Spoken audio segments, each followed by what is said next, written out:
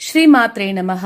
இப்ப நம்ம மணித்வீப வர்ணனா, அதாவது இது தேவி பாகவதத்துல 12வது ஸ்கந்தத்துல வரக்கூடிய ஒரு பார்ட் மணித்வீப வர்ணனா.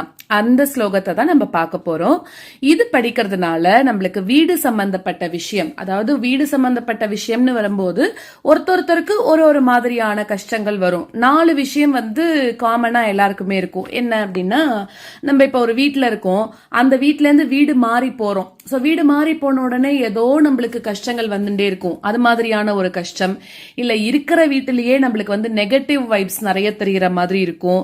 இன்னொன்னு முக்கியமா வாஸ்து. இந்த வாஸ்து ரொம்ப பெரிய பிரச்சனையா இருக்கு. அதுக்காக நம்ம நிறைய செலவு பண்ணிட்டு இருக்கோம்.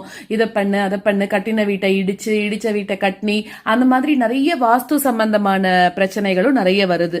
இன்னொன்னு சொந்த வீடு வாங்க முடியாம இருக்கிறது. நம்மள்ட்ட நிறைய பணம் இருக்கும், ரிட்டையர்மெண்ட் ஆயிருப்பா, அவள்கிட்ட எக்கச்சக்கமா பைசா இருக்கும், ஆனா அந்த பைசா வச்சுட்டு எப்படி வீடு வாங்குறதுன்னு தெரியாம இருக்கலாம்.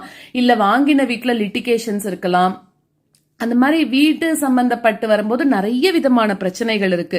சோ இந்த மாதிரி இருக்கக்கூடிய பிரச்சனைகளெல்லாம் எப்படி சால்வ் பண்றது அப்படின்னாக்க, பைசாலாம் நிறைய செலவு பண்ணியும் நம்மளுக்கு எதுவுமே ஆக மாட்டேங்கிறதே அப்படின்னு யோசிச்சுட்டு இருந்தீங்கன்னா, இந்த மணித்வீப வர்ணனை, அதாவது தேவி பாகவதத்துல 12வது ஸ்கந்தம் 10, 11, 12 சாப்டர்ஸ்ல வியாச மகரிஷி கொடுத்திருக்கக்கூடிய 283 ஸ்லோகம். இத 41 நாளைக்கு கண்டினியூஸா நம்ம சொல்லிண்டே வந்தோம்னாக்க இந்த மேல சொன்ன இருக்கக்கூடிய எந்த பிரச்சனையும் நம்ம கிட்ட வராது. அதுக்கு பதிலா நம்மளுக்கு நல்லது நிறைய நடக்க ஆரம்பிக்குமா. அவ்வளோ சக்தி வாய்ந்த மந்திரம் தான் இந்த மணித்வீப வர்ணனா அப்படிங்கிறது. சோ என்ன ஆகிறது, இத சொல்ல சொல்ல நம்ம வீடே மணித்வீபம் மாதிரி தயாராகுமா. அவ்வளோ சக்தி வாய்ந்த மந்திரம். மணித்வீபம்ல யாரெல்லாம் இருக்கான்னா, சப்தகோடி தேவதா ஸ்வரூபம் அங்கதான் இருக்கலாம். அதுல 19 பிராகாரம் இருக்கு. சோ அந்த மணித்வீபம் எப்படி இருக்கு, அம்பாள் தேவி அம்மா குடியிருக்கக்கூடிய அந்த மணித்வீபம் எப்படியெல்லாம் இருக்கு அப்படின்னு நம்ம வர்ணிச்சுட்டே வரும்போது நம்ம வீடும் மணித்வீபமா ஆகக்கூடிய சான்ஸ அம்பாள், நம்ம பூஜை பண்ணாலே நம்ம வீட்டுக்கு நிறைய நல்லது நடக்கும். இன்னும் பக்தி ஸ்ரத்தையோட பூஜை பண்ணா அந்த தாயே நம்ம வீட்டுல உட்காந்துட்டு நம்ம வீட்டை அவளோட மணித்வீபம் மாதிரி ஆக்கிடுறாளாம். இது நிறைய பேர் சொல்லி அனுபவப்பட்ட இருக்கக்கூடியதுதான். இத 41 நாள் கண்டிப்பா நம்ம சொல்லிண்டே வந்தோம்னாக்க வீடு சம்பந்தப்பட்ட பிரச்சனைகள் வராது. வீடு எவ்வளோ நாளா வாங்க முடியலன்னு காத்துட்டு இருக்கிறவாளுக்கு இது 41 நாள் பூஜை பண்ணதுக்கு அப்புறமா கண்டிப்பா வீடு கிடைக்கும் அப்படின்ற ஒரு நம்பிக்கையோட நம்ம மணித்வீப வர்ணனா ஸ்லோகத்துக்கு போலாம். ஸ்லோகத்துக்கு போறதுக்கு முன்னாடி அந்த மணித்வீபம்னா என்ன, அங்க எப்படியெல்லாம் இருக்கு, அந்த மணித்வீபம்ங்கிறது என்ன, தாய் அங்க எப்படி குடி இருக்கா, அது எல்லாத்தையும் நம்ம பார்த்துட்டு அதுக்கப்புறமா ஸ்லோகத்துக்குள்ள போலாம். மணித்வீபம் அப்படிங்கிறது பிரம்மலோகத்துக்கு மேல இருக்கு. அங்கதான் தேவியானவள் பிரகாசிச்சுருக்கா. அதை நம்ம ஸ்வர்கலோகம் அப்படின்னு சொல்றோம். அதுக்கு ஈடானதை இந்த உலகத்துல எங்கேயுமே பார்க்க முடியாது. அதோட 4 பக்கத்துலயும் என்ன இருக்குன்னா, அமிர்த சாகரம் அலை மோதின் ஓடின்னு இருக்கான். அதோட மணற்பாங்கா இருக்கக்கூடிய கரைகள்ல நிறைய டைப்ஸ் ஆஃப் ட்ரீஸ், அநேக விருட்சங்கள் அந்த இடத்துல இருக்கு. 7 யோஜனை உயரத்தோட இருக்கக்கூடிய இரும்பு மதில் முதல்ல அங்க இருக்கு. அந்த இரும்பு மதிலுக்கு 4 பக்கங்கள்லயும் பெரிய பெரிய என்ட்ரன்ஸ் இருக்கான். அங்க ஆயுதங்கள் வச்சுட்டு இருக்கக்கூடிய காவலர்கள் அவெல்லாம் இருந்துட்டு இருக்கா. தேவியோட பக்த கணங்கள் அவளும் அந்த இடத்துல இருக்கா. அந்த மதிலுக்கு தாண்டி போனாக்க முதல்ல இரும்பு மதில் இருக்கு. நம்ம முன்னாடி பார்த்தோம் இல்லையா, நிறைய விதமான பிராகாரங்கள் இருக்கு. அதை தாண்டி போனாதான் நம்மளால அம்பாளை பார்க்க முடியும்னு. அதுல முதல்ல இரும்பு மதில், அதை தாண்டி உள்ள போன உடனே வெண்கலத்தால ஆன மண்டபம் ஒண்ணு இருக்கு. அந்த மண்டபம் எப்படி இருக்குன்னா, ஆகாயத்தை முட்டக்கூடிய அளவுக்கு கோபுரங்களோட அது பிரகாசிச்சுட்டு இருக்கான். அதை சுத்தி கூட அநேக விதமான வனங்களும் தடாகங்கள் எல்லாம் இருக்கான். அங்க என்ன இருக்குன்னா, டிஃப்ரெண்ட் டைப்ஸ் ஆஃப் பேர்ட்ஸ், மான்கள், மயில்கள் எல்லாமே அங்க இருக்கு. அதுக்கு வடக்குல போனோம்னா 7 யோஜனை உயரத்தோட இருக்கக்கூடிய தாமிர பிரகாரம் இருக்கு. இரும்பை தாண்டி வெண்கலத்துக்குள்ள போறோம். வெண்கலத்தை தாண்டி தாமிர பிரகாரம் இருக்கும். அங்க இருக்கக்கூடிய வனங்கள்ல வசந்த ருது, மதுஸ்ரீ மாதவஸ்ரீ அப்படின்னு சொல்லக்கூடிய 2 பெண்களோட வசந்த ருதுவானவன் ஆனந்தமா திரிஞ்சின்னு இருக்கானாம். அதுக்கு வடக்குல போனோம்னா ஈயத்தால ஆன பிராகாரத்துல கிரீஷ்ம ருது தன்னோட மனைவியா இருக்கக்கூடிய சுக்ரஸ்ரீ சுகிஸ்ரீ அப்படின்னு சொல்றவாளோட அங்க வசிச்சுட்டு இருக்கான். அங்க இருக்கக்கூடிய ஜலத்தோட குளிர்ச்சிய அங்க விரும்பி சித்தர்கள் எல்லாரும் கூட அந்த இடத்துக்கு வரலாம். அதுக்கு வடக்குல போனோம்னா தளிர்கள் நிறைந்த விருட்சங்களாலையும் பசுமையான புஷ்பங்களாலையும் பித்தளை பிராகாரம் இருக்கு.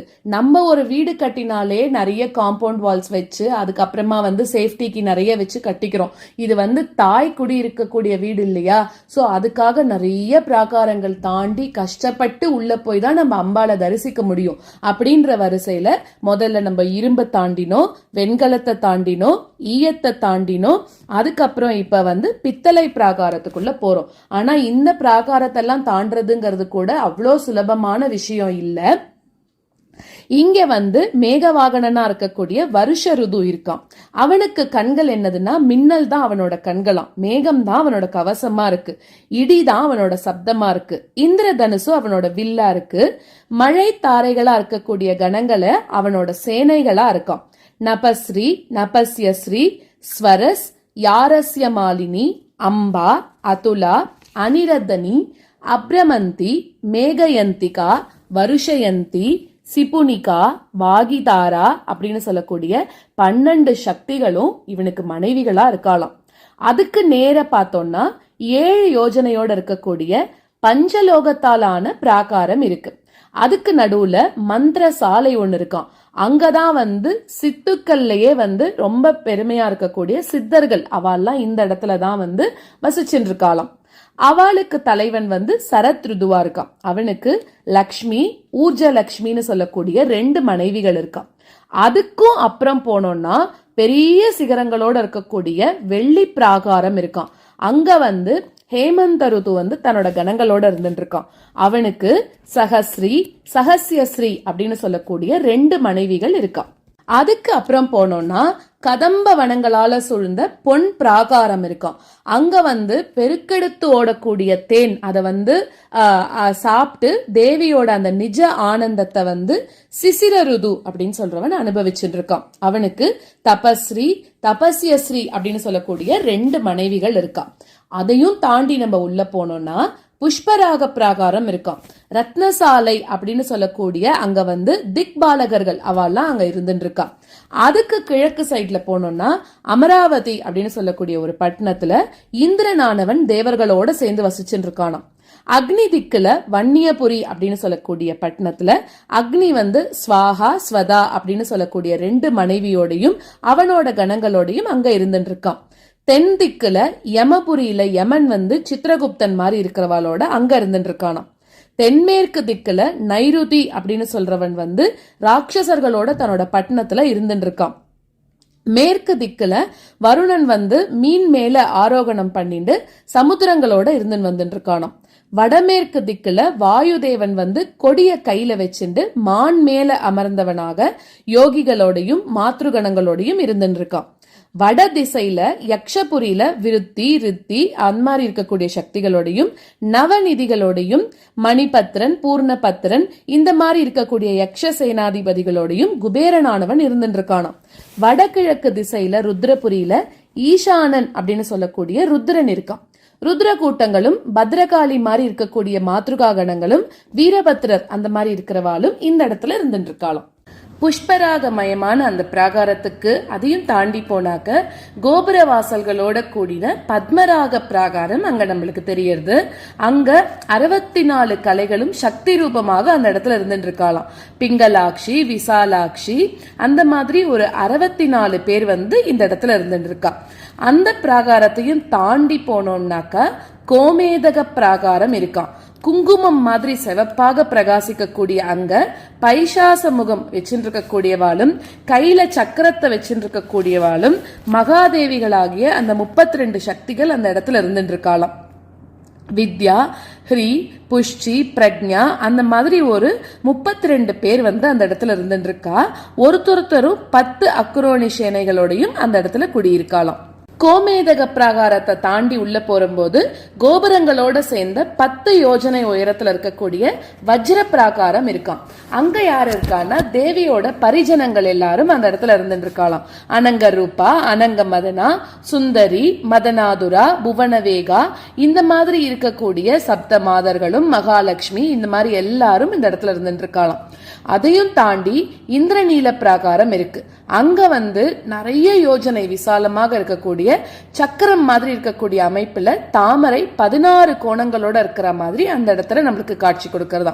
அதுல கராலி, விகராலி, உமா, சரஸ்வதி, துர்கா, உஷா, லக்ஷ்மி, இந்த மாதிரி இன்னொரு சில பேர் 16 சக்திகள் இந்த இடத்துல இருந்துட்டு இருக்கலாம். அவ 16 பேரும் பிரம்மாண்டங்களையும் கலக்கக்கூடிய சக்தி வாய்ந்தவர்களாக இருக்கா. தேவியோட சேனாதிபதிகளா இருக்கக்கூடிய அவ கையில கத்திய ஏந்திண்டு சேனைகளோட அங்க வசிச்சுட்டு இருக்காளாம். அதையும் தாண்டி போனோம்னாக்க முத்துமயமா இருக்கக்கூடிய முத்து பிராகாரம் அங்க இருக்கு. அதோட நடுவுல அஷ்டதள தாமரை ஒண்ணு ரொம்ப பெருசா விஸ்தாரமாக இருக்கும். தேவிக்கு சமானமானவர்களும் குறிப்ப உணஞ்சு தேவி என்ன சொல்றான்னு காத்துன்றிருந்து வேலை செய்யக்கூடியவாளும் நானாவித சக்திகளோட இருக்கக்கூடியவர்களுமான மந்திரினிகள் அனங்க குசுமா, அனங்க குசுமாதுரா, அனங்க மதுனா, அனங்க மதனாதுரா, புவனபாலா, சுகனவேதா, பாஷாங்குஷவரா, அருண விக்கிரகா, இந்த மாதிரி இருக்கக்கூடிய சக்திகள் எல்லாம் அந்த இடத்துல வசிச்சுட்டு இருக்கலாம். அதுக்கும் தாண்டி போனோம்னா மரகதமயமா இருக்கக்கூடிய மரகத பிராகாரம் இருக்கும். அங்க விஸ்தீர்ணமா இருக்கக்கூடிய அறுகோணம் ஒண்ணு அந்த இடத்துல இருக்கு. கிழக்கு கோணத்துல காயத்ரியோட பிரம்மா உட்கார்ந்துட்டு இருக்காராம். அவரோட கையில கமண்டலம், தண்டம், அக்ஷமாலை இது எல்லாம் இருக்கும். ஸ்மிருதிகளும் வேத சாஸ்திரங்களும் மந்திர சாஸ்திரங்களும் புராணங்களும் இந்த இடத்துல உருவம் எடுத்துட்டு அவருக்கு முன்னாடி இருந்துட்டு இருக்கான். தென்கிழக்கு கோணத்துல சங்கு, சக்கரம், கதை, தாமரை இதோட சேர்ந்து விஷ்ணுவானவர் அங்க இருக்கார். சாவித்ரியும் தசாவதாரங்களும் அந்த இடத்துலதான் இருக்கா. வடமேற்கு கோணத்துல பரசு அக்ஷமாலை தாங்கி அபயவரத ஹஸ்தங்களோட ருத்ரர் இருந்துட்டு இருக்காராம். சரஸ்வதியும் கௌரியும் அங்க இருந்துட்டு இருக்கா. 28 ஆகமங்களும் அங்க சரீரத்தோட இருந்துட்டு இருக்கான். தென்கிழக்கு கோணத்துல ரத்னகும்பம், மணிகரண்டம் இதோட சேர்ந்து குபேரன் மகாலட்சுமியோட தேவியோட நிதிக்கு அதிபதியாக அவனோட கணங்களோட அந்த இடத்துல இருந்துட்டு இருக்கான். மேற்கு கோணத்துல பாசம், அங்குசம், தனுசு, பானம் இது எல்லாத்தோடையும் மன்மதனானவன் ரதியோட இருந்துட்டு இருக்கானாம். ஸ்ருங்கார ரசங்கள் எல்லாமே வடிவம் எடுத்துட்டு அங்க அந்த இடத்துல இருந்துட்டு இருக்கு. வடகிழக்கு கோணத்துல பாச அங்குசதாரராக விநாயக பெருமாள் இருக்காராம். அவரோட கணங்களும் அந்த இடத்துல இருந்துட்டு இருக்கு. அதை தாண்டி போகும்போது பவழமயமா இருக்கக்கூடிய பவழ பிராகாரம் அந்த இடத்துல இருக்கான். அங்க பஞ்சபூத அதிபதிகளோட ஹிருல்லேகா, ககனா, ரக்தா, கராலிகா, மகோசுஷ்மா அப்படின்னு சொல்லக்கூடிய பஞ்ச சக்திகள் அந்த இடத்துல இருந்துட்டு இருக்கலாம். அவ எல்லாரும் பார்க்கறதுக்கு ரொம்ப அழகாகவும் 4 கைகளோடவும் தேவிக்கு சமானமாக அந்த இடத்துல இருந்துட்டு இருக்கலாம். அதை தாண்டி போகும்போது நவரத்னமயமான பிராகாரம் ஒண்ணு வருது. அங்க தேவிக்கு இருக்கக்கூடிய மந்திரங்களும் மகா வித்தைகளும் ரூபமோட அந்த இடத்துல இருந்துட்டு இருக்கான். தேவியோட ஆவரண தேவதைகள்லாம் கோடி சூரிய பிரகாசத்தோட அந்த இடத்துல இருந்துட்டு இருக்காளாம். அந்த பிராகாரத்துக்கு முன்னாடி சிந்தாமணி கிரகம் ஒண்ணு இருக்காம். அதுக்கு நடுவுல தேவி ஸ்தானமா இருக்கக்கூடிய 1000 கால் மண்டபம் அந்த இடத்துல இருக்காம். அதோட 4 பக்கத்திலையும் ஸ்ருங்கார மண்டபம், முக்தி மண்டபம், ஞான மண்டபம், ஏகாந்த மண்டபம் அப்படின்னு சொல்லக்கூடிய 4 மண்டபங்கள் இருக்கு. தாமரை தடாகங்களால அந்த மண்டபங்கள் சூழ்ந்திருக்காம். ஸ்ருங்கார மண்டபத்துலதான் ஜெகதம்பிகையானவள் வீற்று இருக்கா. கணங்களாகிய தேவிகள்லாம் அவளோட இனிமையான குரல்ல பாடி அம்பிகையை சந்தோஷப்படுத்திட்டு இருக்கா. முக்தி மண்டபத்துல ஆத்மாக்களோட பாசத்தை மோச்சனம் செய்யக்கூடிய விதத்தை பத்தி தேவியானவள் அங்க சிந்திச்சுட்டு இருக்காளாம். ஞான மண்டபத்துல பாச மோச்சனத்துக்காக ஞானோபதேசம் செஞ்சுட்டு இருக்கா. ஏகாந்த மண்டபத்துல உலகத்தை ரட்சிக்கணும் அப்படிங்கறதுக்காக அவளோட மந்திரினிகளோட சேர்ந்துட்டு ஆலோசனை பண்ணிட்டு இருக்காளாம். 1000 கால் மண்டபத்துல 10 படிகளோட கூடின கட்டில் ஒண்ணு அங்க இருக்கு. அதுக்கு கால்கள் பிரம்மா, விஷ்ணு, ருத்ரர், மகேஸ்வரர் இவா எல்லாம். சதாசிவர் தான் அந்த கட்டிலோட பலகையா இருக்கார். அந்த பலகைக்கு மேல மகாதேவரோட தேவியானவள் உட்கார்ந்துட்டு இருக்கா. சிருஷ்டியோட ஆதியில தேவியோட அர்த்தாங்கம் ஈஸ்வரனாக தான் இருந்திருக்கார். அவர் கோடி மன்மதனை போல அழகோட இருக்கக்கூடியவராகவும் 5 முகங்களோட இருக்கக்கூடியவராகவும் 3 கண்களோட இருக்கக்கூடியவராகவும் 16 வயசே இருக்கிற மாதிரியும் அவர் அந்த இடத்துல இருக்காராம். அவரோட வாம அங்கத்துல ஸ்ரீதேவியா இருக்கக்கூடிய புவனேஸ்வரி அம்மா உட்கார்ந்துட்டு இருக்கா. அவள் அர்த்தச்சந்திரன் மாதிரி நெற்றியையும் கோவைப்பழம் மாதிரி உதட்டையும் நாசிகாபரணத்தால பிரகாசிக்கக்கூடிய மூக்கையும் சங்குக்கு சமமான கழுத்தையும் சரத்கால சந்திரன் மாதிரி முகத்தோடையும் அந்த இடத்துல அவ்வளோ அழகா இருக்கலாம். ஆபரணங்களால பிரகாசிக்கக்கூடிய மேனியோட சகிகளும் தேவதாசிகளும் அந்த இடத்துல சூழப்பட்டவர்களாக இருக்கா. தேவியோட இச்சா சக்தி, ஞான சக்தி, கிரியா சக்தி இவ 3 பேரும் லஜ்ஜை, துஷ்டி, புஷ்டி, கீர்த்தி, காந்தி, க்ஷமா, தயா, புத்தி, மேதி, ஸ்மிருதி, லக்ஷ்மி இவ எல்லாரும் அந்த இடத்துல இருந்துட்டு இருக்கா. பீட்ட சக்திகளாக ஜெயை, விஜயை, அபராஜிதை, நித்தியை, விலாசினி, தோத்திரி, அகோரை, மங்களை இவ எல்லாரும் தேவிய சதா சேவிச்சுட்டே இருக்கலாம். பக்கத்துல சங்கநிதியும் பதுமநிதியும் இருந்துட்டு இருக்கா. சிந்தாமணி கிரகத்துக்கு பக்கத்துல தேவியோட வாம பாகத்துல நவரத்னமயமான நதி ஒண்ணு ஓடின்னு இருக்கான். அது பல கிளைகளாக பிரிந்து அமிர்தசாகரம் வரைக்கும் போயின்னு இருக்கான். சிந்தாமணி கிரகத்தோட நீளம் 1000 யோஜனையோட இருந்துட்டு இருக்கு. தேவியை ஆராதிக்கிறவாள்லாம் இந்த பூவுலக வாழ்வை நீத்ததுக்கு அப்புறமா மணித்வீபத்துல சுகத்தை அடையறாளாம். அங்க அமிர்தமானதுதான் நதியா ஓடுறதாம். நெய், பால், தயிர், தேன் இதெல்லாம் அங்க பெருக்கெடுத்து ஓடின்னு இருக்கான். வேண்டியது எல்லாத்தையும் தரக்கூடிய விருட்சங்கள் அங்க ஃபுல்லா நிறைஞ்சிருக்கு. அங்க இருக்கிறவாள்லாம் கோடி சூரிய பிரகாசத்தோட எந்த காலத்திலையும் எவ்வனம், அதாவது சின்ன வயசோடவே இருந்துட்டு இருக்காளாம். அவளுக்கு துக்கமோ வியாதியோ ஒருபோதும் ஏற்படுறதில்ல. சகல ஐஸ்வர்யங்களும் அந்த இடத்துல கிடைக்கிறதாம். மணித்வீபம் தான் மகாதேவிக்கு உத்தமமான ஸ்தானமா இருக்கு. அந்த மணித்வீபத்தை யாரு ஒருத்தர் மனசால நினைக்கிறாளோ அவளுக்கு இருக்கக்கூடிய சகல விதமான பாவங்களும் நீங்கிடுமா. மரண தருவாயில ஒருத்தன் மணித்வீபத்தை நினைச்சான் அப்படின்னாக்க அந்த மணித்வீபத்துக்கே அந்த அம்பாள் இருக்கக்கூடிய இடத்தையே இவனாலையும் அடைய முடியும் அப்படிங்கறது நிச்சயம். இதுவரைக்கும் அம்பாள் குடியிருக்கக்கூடிய மணித்வீப வீட என்னோட சேர்ந்து பயணிச்சு அனுபவிச்சவங்க எல்லாருக்கும் அந்த தாயோட அனுகிரகம் எப்பவும் கிடைக்கணும் அப்படின்னு பிரார்த்திச்சுண்டு மணித்வீப வர்ணனைய ஸ்லோக வடிவமாக அதோட விளக்கங்களோட அடுத்தடுத்த வீடியோல நம்ம எல்லாரும் பார்க்கலாம். ஸ்ரீ மாத்ரே நமக.